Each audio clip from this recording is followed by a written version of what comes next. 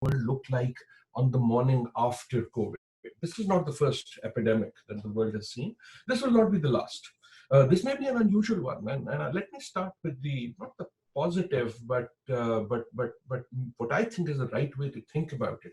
We are in the midst of a global experiment like we've never seen before, certainly not in my life. And from my reading, never before. So epidemics have come before, epidemics will come later. There have been the plagues, there have been the Spanish flu, and all sorts of things. And history is motivated and articulated by them. Lekin, because we are in this moment of history, when we are the richest we have ever been as a human race. We have been the most knowledgeable we have ever been in the human race, including especially in the medical sciences. We have been the most technologically connected we have been ever in human history, which is why we can do what we're doing right now. We have been more scientifically profound than we've ever been in human history. Therefore, I think this moment is a test for human ingenuity. Therefore, I think it is a test for human development. In many ways, I think what we are doing is unusual. We are trying to beat a pandemic. Pandemics have come before, and you hunker down only. But this time we are consciously saying, okay, we are going to not let it do the type of damage that it could. So each of those models that you see are not predictions. They're not about this is what will happen. They're mostly about this is what could happen if you don't do this. Or this is what could happen if you do this. So for once we have, if not agency, at least a choice in how this story gets written and how this story gets told. Because this story can be a story where the numbers have 6 zeros after them. This story can be a story where the numbers have 5 zeros after them. And that story is going to be written by our actions. That story is going to be written because you go and wash your hands or you don't go and wash your hands. That story is going to be written because you or I are lucky enough to live in an age where we can work from home. We can do social distancing. It's not easy. It's not equally capable everywhere around the world. For some people, the difference is between a choice between possibly dying out of COVID and possibly dying out of starvation or hunger or joblessness. But the fact is that for a world as a whole, that's not the choice. Or that's not the only choice. The choice is that we have these resources. So I'm sorry I went more into this. I think we are missing this point that what we are living through is a very unusual moment. Having said that, it is also a moment that is defining. You look at history and events like this always define history. They define history not because those events themselves are going to define everything that happens, but they unleash historical forces because of their massiveness that defines things that are already happening or things that weren't happening and could happen. In my view, I am now convinced, absolutely convinced, that their time will be told at least in the next many, many years in terms of BC and AC.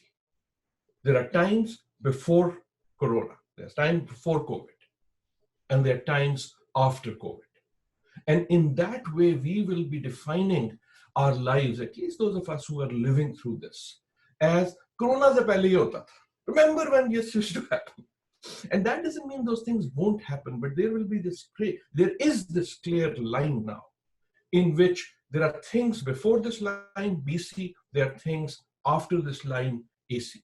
And I have been sort of trying to look at what those lines after Corona might look like, what AC might look like. And that's what I want to talk about. The first thing I want to say is, I believe, and I'm convinced, and I wrote something about this yesterday, which is up on the web and whatever, we are no longer, it is not as if after Corona will happen. It is not after there will be a world after Corona. It is, in fact, that we are living in an AC world. We are living in an after Corona world. And we are living through this very interesting historical time, as I have said, that certainly all of us here on this call haven't lived through. Our parents probably haven't lived through. Maybe those who were living through Second World War were kind of living through it. But even more than them, we are living through a time where we have, through our actions, the ability to influence how history progresses in times after Corona, because this change is being written right now. It's being written by your actions, by my actions, by our washing hands. It's being written by how leaders, whether it is Donald Trump or Modi or Imran or someone else, they are behaving. It is being written about how politics is playing out. It is being written about how technology is playing out. And in this, if you allow me, what I want to present, and I'll then present a few thoughts and then stop. I want to share share a screen, if I can, and I don't know if you can see this. But what I've been doing this last many weeks is talking to my colleagues and talking to experts around the world in this series we are calling World After Corona. We talked to Noam Chomsky, we talked to Kishore Mehbubani, to Andrew Basovich, to Atif Mia, to others, and we asked them, Ki, yaar, we have these videos, these 5-minute videos, and I asked them only one question. Only one question, and the question is, what do you think the world after Corona might look like in your field? In the world of national security, in the world of economics, in the world of arts, in the world of Asia, what might Asia look like? What might Africa look like? So there is that series if you want to look at more of this. But what did I learn from that? And I want to present that AC world and what it might be. These are not predictions. These are not predictions because they're in your hands. But in 3 different dimensions. What might it look like politically? What might it look like economically? And what might it look like socially? So that is what that is what I think I'm going to talk about. I'm told that I should speak a little louder. I will, and I will try to talk even more better, louder if possible. Thank you for letting me know. So, what might this world look like politically? What might this world look like politically? A few thoughts. First of all, it is quite clear that we are in times of political uncertainty. This was clear even before. And probably the biggest dynamic that you are seeing and will see in your newspapers and in your news feeds is that the China-US superpower, great power rivalry that was already on a simmer is now going to go on a boil. And that is pretty clear. In some ways, because of how this started, because of how countries have moved on it, you can see this in China's behavior. You can see this in America's behavior, particularly Donald Trump's behavior. And so it is not a coincidence that he talks about this, quote unquote, as the Chinese virus. This is the battle that was already happening, the ascent of a new great power, China, and the reaction of an existing great power, the US, has come to the fore. And if you look around the world, you can see this happening. I have never seen this in my life. Countries are sending medical aid to the US. Countries are sending masks to the US, which is the great power where you see pictures of doctors or aid going to other countries to help coronavirus. It is China. So on one, that is happening, but that is not as clear as that either, because there is a lot of concern about China's own treatment of this. And as I said, of how it dealt with coronavirus, whether it was able to do so in time or not. But it is also clear that the story is not written. We are already talking about a second wave in Asia. We are beginning to see that somewhat in Korea, somewhat more in Singapore, and don't leave the hall until the story is finished. So that is one political movement. The other thing that is important, and I'll move from politics in a minute, every time things like this happen, there is always the danger that you are going to see more by way of authoritarian governments, more by way of attacks on democracy. Because there is the tendency of people to want a leader who comes and says, I'm the strong man. I'm going to make this. I'm going to fix this. Just give me all your privileges. Just give me all your rights. I'll stop this. I'll stop that. I'll close this. I'll do that. And I will close this. And just the price of that is that you will have to give up your liberties. There was already a trend for authoritarianism across the world. There was already a trend for strongmen across the world. And the danger is that this moment is going to give the rise of that. There is always the hope that maybe we'll come to our senses, and people will react in a more positive way. But there is that too. I hope my voice is slightly better now. I will keep trying to speak more loudly. As I wrap up, so politically we are in a age of turmoil. We are in an age of turmoil. Three things I said. Well, one was two. I've said third. I'll say one. The rise of great power rivalry is much more apparent, and will fasten your seatbelt. Second, we're going to possibly see the danger of rising authoritarianism, rising threats to democracy. And finally, what we are seeing, and this is really sad, we are seeing the crumbling of global governance, the crumbling of global cooperation. This is very odd. All across the world, I have never seen a global crisis like this, meaning it is a crisis that is everywhere. In every country, people are trying to do something about it. It is global. And yet we do not have a global response. You do not see the United Nations. You do not see the World Bank. You do not see the IMF. They are all taking back seat, and we are seeing the rise of nationalism and in the guise of national action. And the global is missing. So those are three very big political forces. Each could be a talk. Let me move to economic. And I'll be very short. I want to spend on social and then open up. What are we finding from these interviews I've been doing? What are we finding about economics? It is clear that we don't have to wait for it. We are already in a moment of great economic turmoil. We are running out of words. So our usual words and the usual words we use are no longer helpful. We usually call it a recession. This is not what we are talking about. This is not about recession. We talk about a Great Depression. We are no longer even talking about a Great Depression. Recession is, when you have the Asian recession or Latin American recession, one part of the world goes down, other parts of the world come in. So if Pakistan is doing bad, then the IMF can come and help it, or the US can, or Europe can, or someone else is doing well. Trade goes down here, it can be made up there. This is global. So this is not the usual type of recession. This is not the usual type of depression. The best analogy I'm hearing is this will be like post-war reconstruction.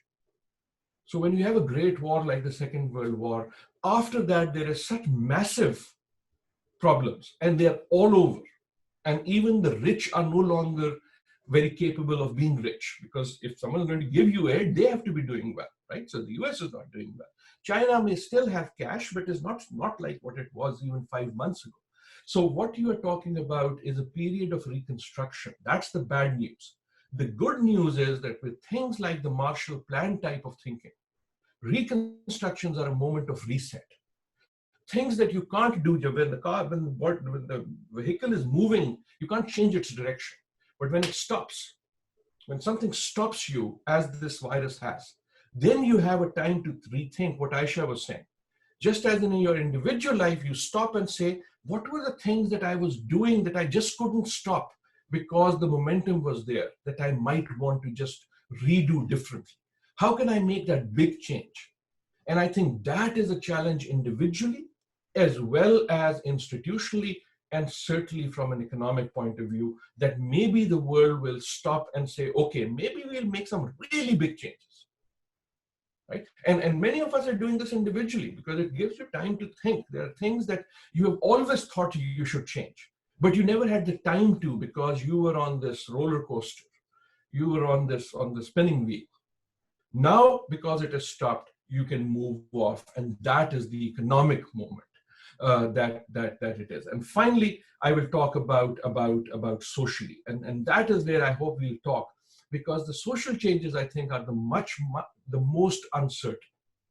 So just the fact that we have whatever 111 people here on Zoom is going to change how these 111 and their thousands and thousands of people across the world are communicating with each other.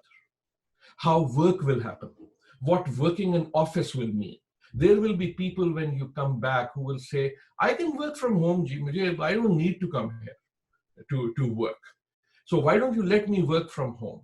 And that will raise a whole host of how we work. Some will be good, some will be bad. What will that do to wages? There are things that we might suddenly find are not as important, just as we are finding that there are things that are very important. So suddenly what it means to be frontline worker has changed. Frontline worker is now a medical worker. The frontline worker is not just a medical worker, jo bichara grocery store pe, the guy who's standing there selling grocery every day to thousands of people who may or may not have the virus. That's a frontline work. Your postman, moving from house to house, that's become a dangerous job. The police wala out on the street, that's become a frontline work. So our nature of work and who we think is frontline, who is in danger, changes. We think of medical workers and they're clearly very much frontline. But suddenly we have found that I as a teacher can teach online. But the grocery shop wala, the kirane wala, he has to stand there in the middle of these viruses flying around, dealing with these people because otherwise people are hungry. So there is this shift, and hopefully that shift will also make a shift in how we think of security. That security, if security is the security of people, if the security is security of you and security of me, then what are the things that make us insecure? So yes, war makes us insecure, and that's why we create armies. That's why we spend a lot of money to be ready for those unfortunate things that may or may not happen, but if they happen, they are really big. And now the question is, why don't we prepare ourselves the same way for calamities of health, for example, which are equally big, but which we find ourselves unprepared for. We find ourselves unprepared certainly in Karachi, probably in East Africa, but certainly here in Boston. Because this notion of what is to be secured, not just a border, a line on the ground that we can't even see, but what is to be secured is human beings. So how society will change, how it will change in terms of its understanding of security will be a key thing. And part of that will, what will happen to families? Families are supposed having to spend a lot of time with each other. And sometimes they find they don't, it's not easy. And sometimes they find that it is in fact a great pleasure of life. So this experiment, which will last not weeks, but months, will in fact make people think of many, many changes. I'm sorry I've taken too long.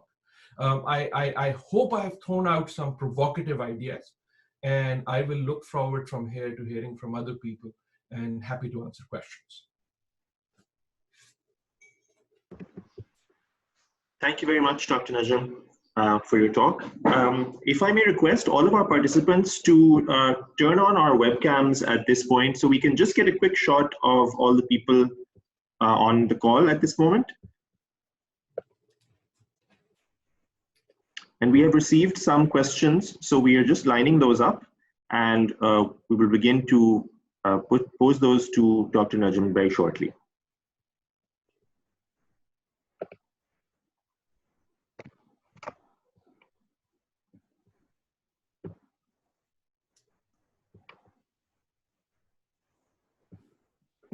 So I've also worn my headset just in case that improves our sound quality.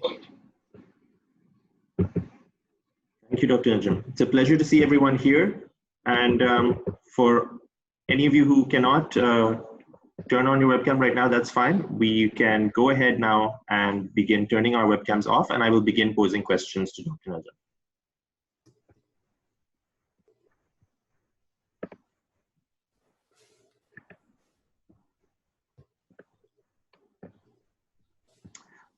Dr. Najam, our first question is from Sana Siddiqui. And she says, Dr. Adil, you talked about political turmoil and you talked about US and China. This has given rise to a lot of conspiracy theories as well. What is your take on this, and how can we help ourselves not to fall for these conspiracy theories? So, Sana, I don't know if this makes sounds better or not. My problem with conspiracy theories is that ya to reality was not strange enough already. So I've never liked conspiracy theories because reality is just so crazy anyhow that we don't need conspiracy theories. Allah ka diya hua hamare paas asal mein bahut kuch hai in terms of crazy reality. So I don't buy conspiracy theories. The reason I usually don't buy conspiracy theories is they require too much intelligence on part of people to have put them in place. I think the real theory, the really biggest conspiracy theory which is true, is of human arrogance. It is not that there were some humans who were so smart that they put all of this in place. It is in fact that there are so many humans who are so stupid that despite knowing that things like this could happen, we did not prepare for it. I think that is the theory that I want to. Now, again, the second point I will say very briefly is, you said, what can we do? Well, think of WhatsApp, Twitter, Facebook, not as means of news gathering, but as entertainment channels. So watch them like you do watch hum dramas, not hum news. So I think we need to be, this is an education moment too. And the fact that we have more information than ever in our hand is going to necessarily mean that there's going to be more bad information than ever before. I worry not about political conspiracy theories, I worry about medical conspiracy theories. There is an actual struggle going on by physicians trying to, or medical workers trying to save this thing. And unfortunately, a lot of bad advice and bad theories being propagated, which is going to make that more difficult.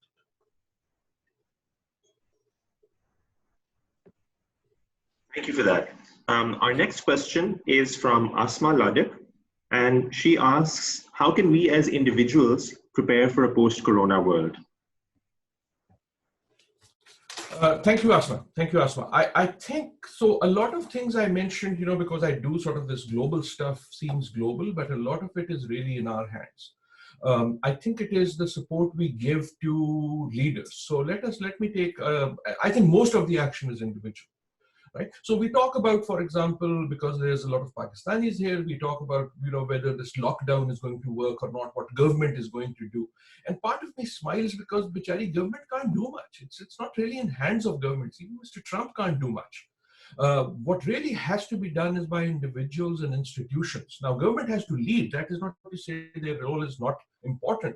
But I'm saying it's not the only critical one, because the person who's going to choose to stay at home or not, the person who's going to choose to shake hands or not, the person who's going to choose to wash hands or not, is not the prime minister or the president. It's going to be an individual. And we see that, I teach in a university, the state I live in, Massachusetts, made its rule about 2 weeks ago. We decided about 4 weeks ago that we were going to send all of our workers home and ask them to work from home. We decided we were going to move our classes online.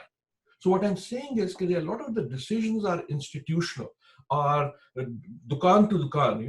If shopkeepers are going to make that decision, universities are going to make that decisions, companies are going to make that decisions, individuals are going to make that decisions. It's not a policing job. The policeman on the street can stop you and say, please stay at home. But they can't do anything to the coronavirus. If I can break in Urdu, they can make a person a murga for being out when they shouldn't be, but they can't make a murga out of the virus. The virus can only be made a murga by us ourselves. My apologies for those who don't understand Urdu here, but murga means sort of police action, if you will. So that is one thing. The other is, and this goes back to what Aisha and Saad, I think, said in the beginning, in the introduction, this is a moment for reflection. I think what we are finding is that most of us have thought more about life and thought more about our own life in these last weeks than we have probably in our lifetime. It varies from saying maybe I should lose weight to maybe I should eat better, to maybe how I relate to my family, to maybe how important is work, to maybe what work is important. So what I'm saying is there is a lot of the type of global individual introspection by 7.5 billion people who usually don't have the time to sit back and reflect because we are too busy surviving, because we are too busy living, I think is going to have an impact. And those political changes are going to be impacted by this. So yes, you may not think you can choose between US-China rivalry, but the fact is you, because of that thinking, will choose about the type of leaders you want, the type of leadership you will encourage. And that in turn will create the world that will be the AC world.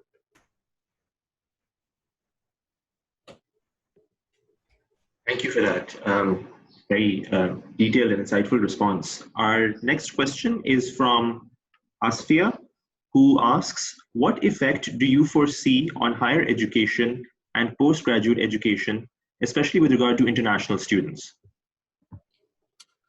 Very, very good question, Asfia or Asfa. This is something that I, in my work as a dean, am engrossed with all the time. I think it's clear it's going to make big changes. A lot of those changes were in place. First of all, the least interesting question is what will it mean for online type of activities, not online education, but will classes go hybrid? I think nearly certainly. There is an army of professors here in the US and elsewhere in the world who are beginning to realize they can teach over Zoom, and things that some of the older ones who might have been afraid of it are finding, this is easy, this can happen.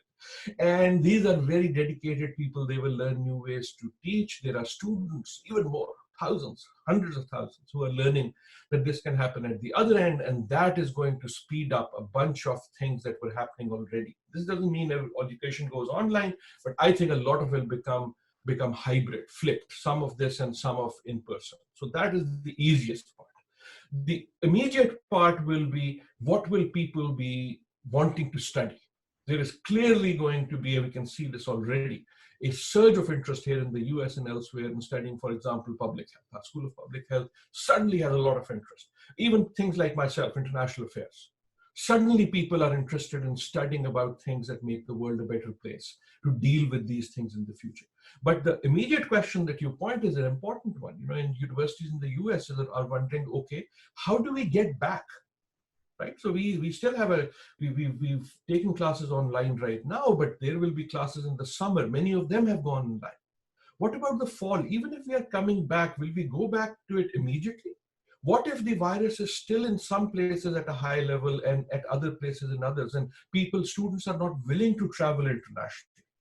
What if the immigration laws in certain countries are made more difficult so that it is more difficult for students to travel? So all of those things will become important. But on education, I think the biggest answer is there will be these difficulties in the short term. International students, can they travel in September? I hope they will.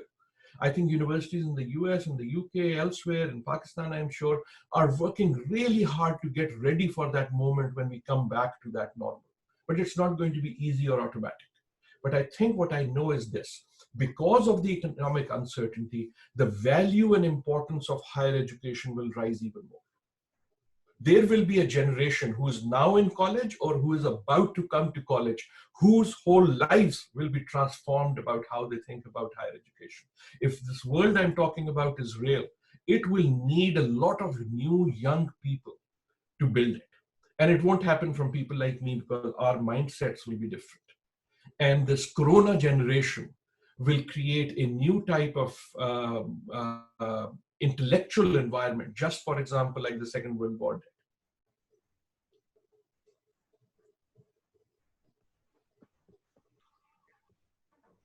Thank you. Our next question is from Qasim. Qasim asks, what is your assessment of the present situation in Pakistan? This is quite a broad question. What do you anticipate for the future of Pakistan?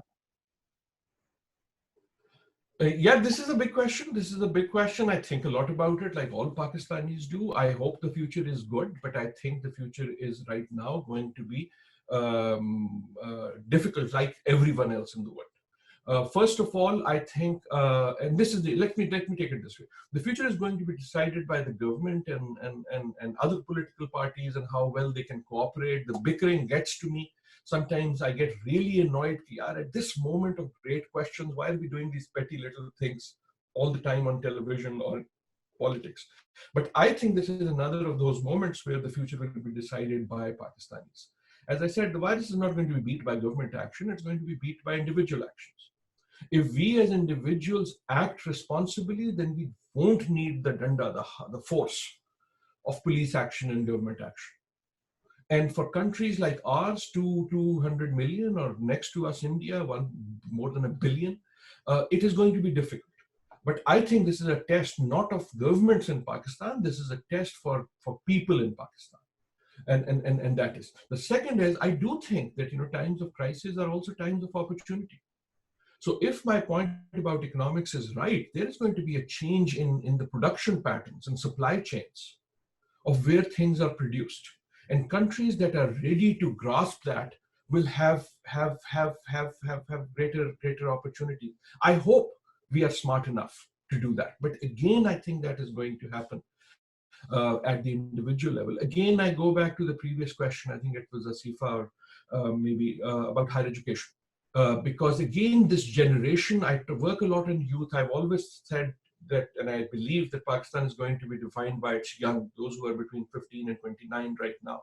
But at this point, I think those who are in college now, or who will be joining college in the next year, I think are going to be far more important in the history of this country and of the world than generations right before, or maybe even right after them. Thank you for that. Our next question is by Murad, who asks, what would it take for governments to cut down on their defense budgets and invest more in health and social and human development? Yeah, I wish I knew the answer to that, because I've been working on that question all my life, 30 years. Because the logic has always been clear. It shouldn't take a virus to make you realize that there are these big bad things, and the payoff of good health systems is so great. The crisis we are seeing in the world, including in Pakistan, and again, there are people here who know better about this, so I'm saying this with humility, is not just the crisis of a virus that we don't know much about. That's a medical crisis, and we know we know at least some things on how to deal with it. That's not the only crisis we are seeing. The crisis we are seeing everywhere is a crisis of health systems. It is the reason everyone is so worried is not only because there will be these patients that we'll have to treat with, but because everyone knows we don't have enough beds, we don't have enough people, we don't have enough resources in our health systems, there are stadiums being turned into hospitals. There are field camps going up, because what we are realizing in this moment is not just that we are not prepared for the virus, we are not prepared for dealing with the virus. And I think this rethinking of human security, not just on health, it will be on water, it will be on climate. So aaj ye virus hai, tomorrow it will be climate. The idea that we have to think of security as the security of individuals. What is security? Why do we spend on defense? I think we should, but why do we spend? We spend on defense so that there isn't an enemy who comes and kills my people. Well, now there is an enemy who's coming and killing your people wherever you are. And what you find is that we are far better to fight each other. We are far better prepared to fight each other than we are prepared to save each other. And I think that is the realization if it sets in. And that has to set in again at the individual level. Why is it that when someone dies because of an enemy fire, they are martyrs? They should be. They should be. But why is it when someone dies because of dirty water? That's a development statistic. That is the part I don't understand. I understand the first part. I understand that my people or any people dying because of an enemy is something that I should be worried about. But then why am I not worried about when we have children, even before this, dying because of dirty water? How is that different to the mother of the child who dies because of enemy fire? What is the difference between that and a mother whose child dies because of dirty water? That I think we have to think very, very seriously. That does not necessarily mean taking defense and security less important, making it less important. It is making human development more important. It is realizing that security used to be the security of some political king or sovereign. Now it has to be the security of you, the security of me. Thank you. Our next question is from Faraz Khan, and he asks, in the post-COVID world, geopolitics, economies changing, will there be a power shift from the West to Asia? If so, what is the scope for Pakistan, as clearly China dominates in manufacturing and India in service industries? Where is Pakistan? So two things. The shift was already happening, right? And what we are seeing, and what I mentioned, is that that shift has been put on high momentum. वो धीमी आंच से बड़ी आंच पे आ गया. It's taken center stage. So that shift, which was already happening, this historic shift between the rise of a great power, especially China, and the reaction of another great power, particularly the US, was already happening. And the shift, if you will, Asia world, mostly China world, but maybe possibly India also, is clearly happening, and it is being exacerbated. The real question is that was asked was, what does Pakistan do? I have been saying for the last more than a year, Pakistan should do, I'll again go into an Urdu word, but I'll translate it. We should play anyway. We should try to get as far out of the radar as possible. There are going to be smart Alex, and they're going to be wrong, who are going to say, we should somehow try to capitalize on this shift. China is a great friend, so let's do this or let's do that. I think we should not become the playground of great powers. That has never helped anyone.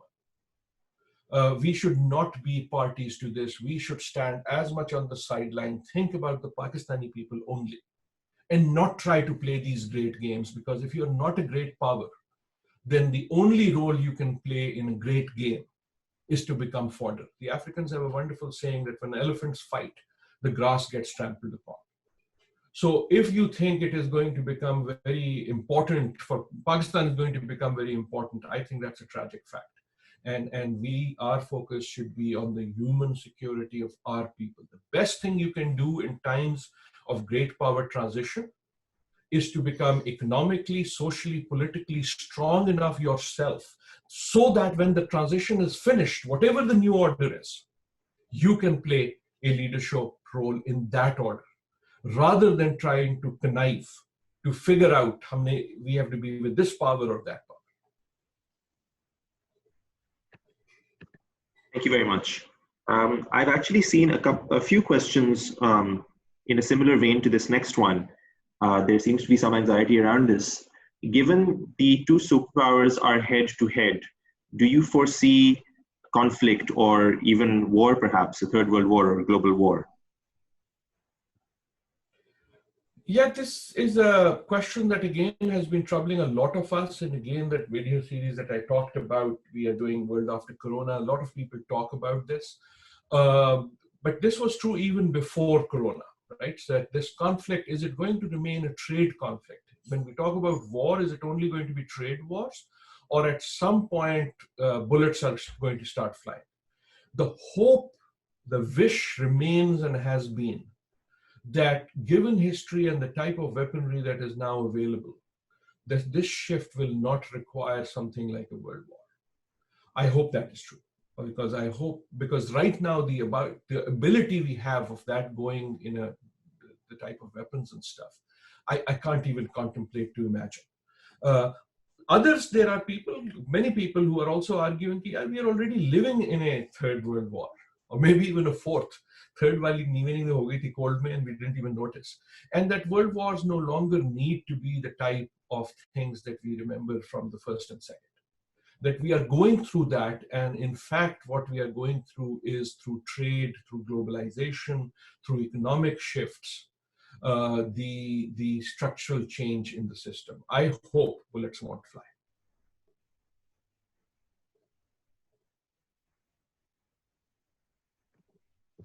Thank you.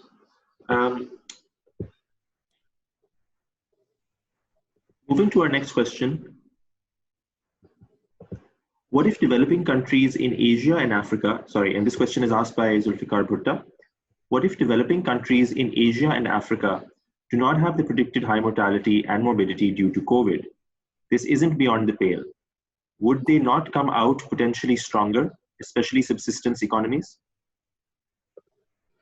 Thank you, Bhutta. Thank you. So one word about my previous answer, just so that I don't get it wrong. I said, I hope bullets don't fly. I immediately realized, bullets are flying. So while we think of Cold Wars as these big powers, it's not as if the world is not within conflict, whether it is next door in Afghanistan or Iraq or Syria or even many other parts of the world. There is in fact enough of that. So I'll just park that. Okay. I hope that doesn't escalate to these newer heights. Bhutta Saab's question, I think, is very, very important. And this is something I'm keeping a very close eye, and I don't know enough about the medical side, so I will need guidance from people here. We are seeing different types of numbers in a whole part of whole set of worlds, including in Pakistan. Right? Bad as it is, those numbers are not like what we saw in Italy yet. Those numbers are not in like what we are seeing in New York today. So the question is it that there is in fact a real difference in how the virus acts because of whatever reasons, because of pathologies, because of climate, because of whatever? Or is it that simply because we are counting how many people are infected, we may not actually be counting everyone and so on and so forth? I don't know the answer to that. But what Murtaza points out is that there will be different countries who will come out of it differently. Right? Some will come out because maybe the virus has affected them differently. Others is there are places which are very connected very little. Right? Where there isn't that much travel, there aren't that many people. The social structure is already that they will come out stronger. So as always happens with these things, whoever is left standing will have possibly an advantage. But also within these countries, whoever gets hit hardest will have disadvantages. So I think you're exactly right that chessboard, if you will, of resources will look different. Right? So countries where the deaths are going to be counted in the tens or even hundreds of thousands are going to look different from countries or even communities where they are counted in the tens or hundreds, because the stock of people and resources and passion that will be remaining will be different. So this idea that, if in fact the current trend continues, and there are parts, let's say in Africa or maybe even Latin America, some parts of Asia where the fatalities are not that high, will they come out stronger? Now, coming out stronger, I will also say, because this is really a deep question, it will also mean on what has happened to the economy in that time. Right? Because the economy will have to come back, and there will be stocks of workers, but also of raw material, of capabilities that Amartya Sen calls capacities, that will be differently available in different people. So my good example, Murtaza, is masks. Right? In my life, I never thought I would see a day where great countries, even great economic powers, will be more worried about how many masks they have than how much oil they have. Have you noticed in the last month? We are not talking about who has oil. We are talking about who has masks, who has ventilators, right? So imagine the same way in a post-COVID world, because there will be a lot of these shifts. It will be about food. Who has food available?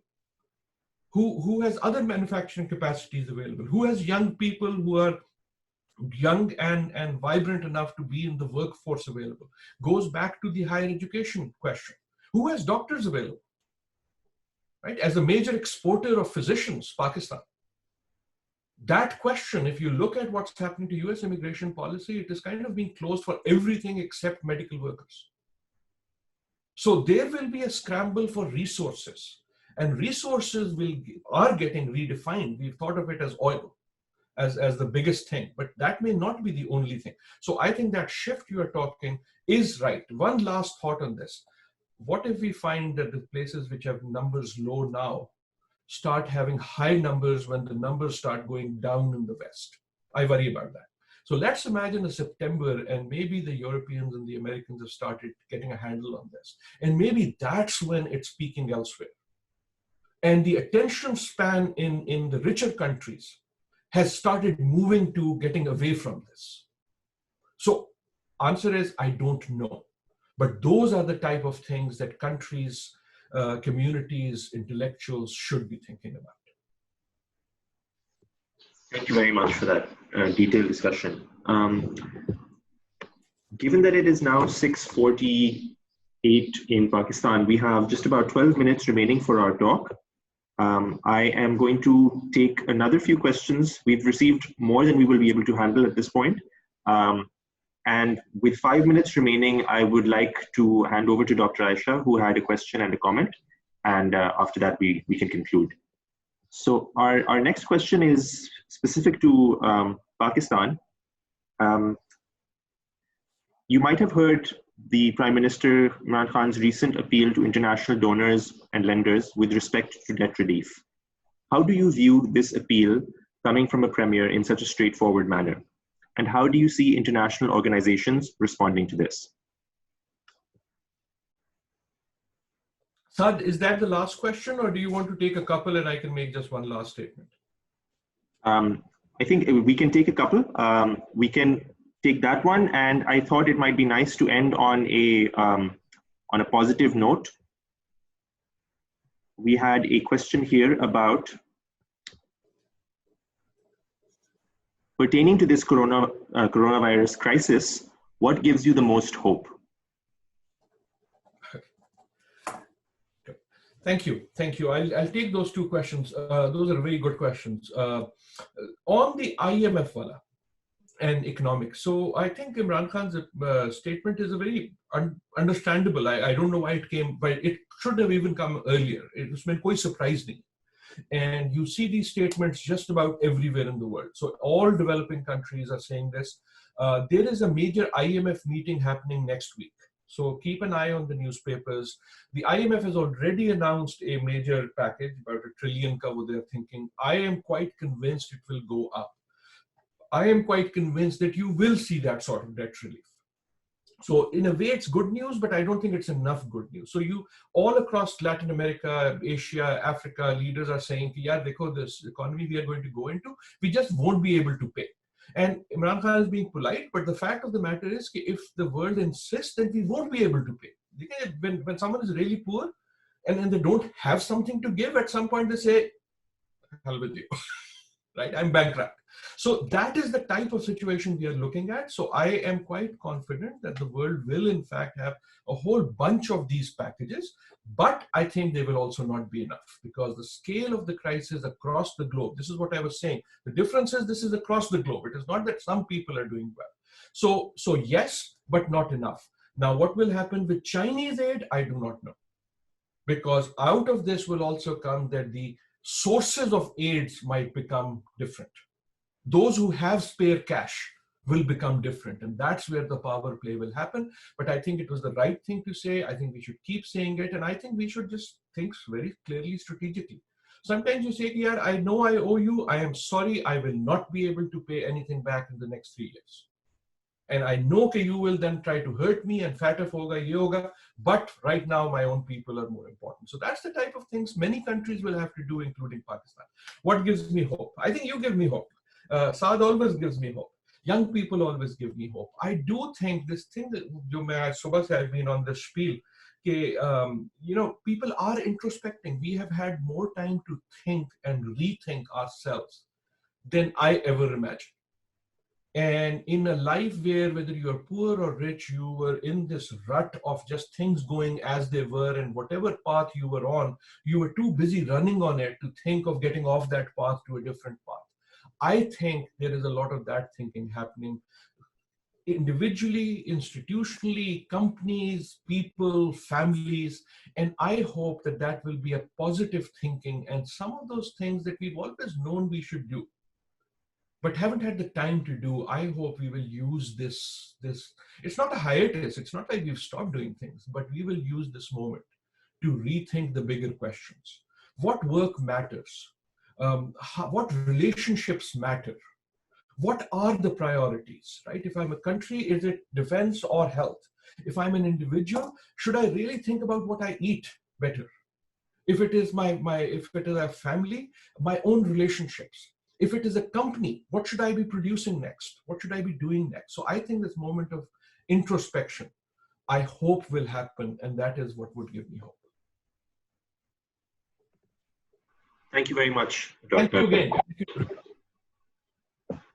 I would now ask Dr. Aisha if she has any comments and questions at this point. 1 second. So thank you so much, Adil. This was absolutely fantastic. I've been sitting here thinking and introspecting, so much about a lot of things that you've said. So thank you for this insightful conversation. My question is to you. You said that this is the time for introspection. So I'm assuming that you've done a lot of introspection of your own during this time. So I want you to share with all of us, but really our youth, because like you, that's where I'm pinning all my hopes as well. And I always have, what has worked for you? What helps you sort of not get into a state of anxiety and a state of pessimism and a state of hopelessness? What is it that keeps you going? And what is it that you can share with our youth so that they don't get into this rut of this is not going to get better, or we're not going to get out of this. Wow. Thank you for that. Thank you for that. Actually, thank you for that opportunity. So I've talked about all these big things, and the reason I've been doing that is to keep myself sane, right? So to think something intellectual and related to my work, because my daily life, morning till evening, as a education administrator, is dealing with firefights. There are students who can't go home. There are classes that have to go online. There are salaries that have to be paid. I have to think about what will happen to admissions if students don't come. So that's my daily life, right? And that's a lot of stress. And part of what I've been talking about with this stuff after Corona is my escape from that and thinking on my intellectual. But one of the things we've had to do recently is to postpone our convocation. And we are committed that we will do it, but we will do it later. Why am I saying this? That decision, as we took it, made me think, if there was a convocation, or when there will be, and there will be, what will I say? Right? I have to make the speech every year. And I don't know what the speech will be, but right now what I'm thinking I would have said is the following. With all that is happening every day in my life and everyone else, and mine is literally on a 24-hour cycle of firefighting, not like medical workers, but this is happening everywhere, right? And you guys are literally on the front lines. There is not a night in the last month when I have not ended my day with at least 2 thoughts. And the first of those is the thought of how small my problems are in comparison to other people's problems. Every night, literally, I am dead tired thinking, why do I have to do this all day? And thinking, however, how small my problems are in comparison to the problems of others. That student of mine who is cramped in a 2-room apartment, which has to now turn into a classroom. That professor of mine who has to teach online, and it sounds all very nice, but has a 4-year-old who has no childcare, right? Those students of mine who might have contracted COVID. Those workers of ours who do not have jobs. Those students who were doing job while studying because they were waiting tables or in a restaurant, lost that. Those people who actually lost a loved one. So every day I end the day with thinking, first of all, how small my problems are in comparison to the problems of others. And that leads to the second thought, which is of gratitude. That at least for me, it has been literally daily a sense of how lucky I am. And I think it's not just me. It has been a moment to be able to sit back and say, to be surrounded by books, to be surrounded by people who like ideas, to have a family, to have a friend to call to. Suddenly the things that we took for granted become important. That there is a grocery store that will sell me rice. There is someone who will come there and stand in line to do that. That there is a physician in a hospital who's putting their own life at risk for me. So I think that has been where I have been these days. Literally every day, I end with the feeling of how much smaller my problems are compared to others. And it end with gratitude. And that leads me, I think, and I'll end with this, to a sense of responsibility. Because my problems are smaller, because my life has been lucky, I owe a much greater responsibility to all around me than I ever realized I did before this. Dr. Najam, thank you so much for your talk, for your time today, and for ending on that, I think, extremely important note. I would also like to thank all of our participants for taking the time and joining us today. We had, I think, 117 people at the peak, and we've had most of them stay throughout. So thank you to everyone. Please do let us know if you have any feedback or suggestions, and we would love to hear from you. Dr. Adil, thank you so much once again, and this was a great pleasure. Thank you. Thank you, everyone, and please go and wash your hands. Great, thank you. Love this. Okay.